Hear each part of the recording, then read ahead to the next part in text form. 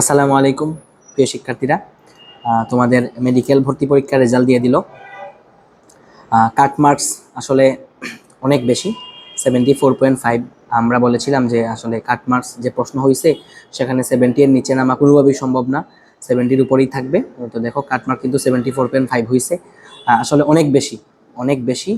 প্রশ্ন অনেক সহজ হয়েছিল বাস্তবতা, তো বেশিটা আসলে মানে খুব বেশি হয়ে গেছে বা অবাক হওয়ার মতো কিছু নাই।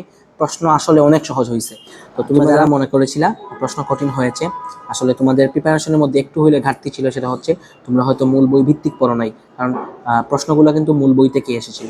যাই হোক, যা হয়ে গেছে হয়ে গেছে। যারা চান্স পাও নাই আসলে মন খারাপ করার কিছু নাই। সামনে আর অনেক কিছুই আছে, যে মেডিকেলে চান্স পাইলে বা মেডিকেলেই যে জীবনের সব কিছু, এটা এরকম না। আর হচ্ছে যারা চান্স পাইলা সবাইকে অভিনন্দন। সবার আজকে অনেক খুশির দিন, জীবনের খুশির মুহূর্ত।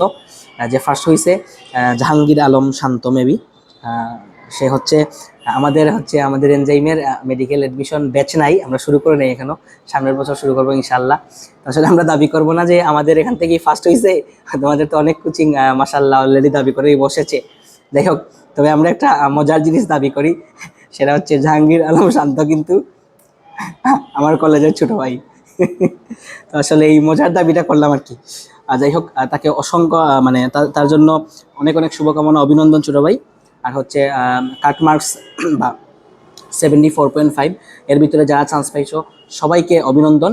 তোমার অনেক বান্ধবী বন্ধু চান্স পায় নাই, তাকে সান্ত্বনা দাও, তার পাশে দাঁড়াও। অতি উৎসাহিত হয়ে দেখা গেছে তুমি অনেক আনন্দ ফুর্তি করবা, বন্ধুটা কষ্ট পাইবে, বান্ধবী কষ্ট পাইবে, তোমরা এইদিকে একটু খেয়াল রাখো। আমাদের পক্ষ থেকে এটা হচ্ছে একটা মেসেজ, সবার উজ্জ্বল ভবিষ্যৎ কামনা করি। আর আজকের এই রেজাল্ট থেকে একটা মেসেজ, 26 ব্যাচ 27 ব্যাচ বা তার পরবর্তীতে একটা মেসেজ, সেটা হচ্ছে মূল বই পড়তে হবে, বুঝে বুঝে পড়তে হবে। প্রশ্ন কঠিন হোক আর সোজা হোক, আমি যদি মূল বই পড়ি ইনশাল্লাহ আমি পারবো। ঠিক আছে, সবার জন্য অসংখ্য শুভকামনা। ইনশাল্লাহ আমরা সামনের বছর থেকে তোমাদের এডমিশন বেস নিয়ে আসতেছি। আমরাও ইনশাল্লাহ সামনের বছর থেকে একদম পুরোদমে এডমিশনের সাথে যুক্ত হয়ে যাবো ইনশাল্লাহ। সবাই ভালো থাকো।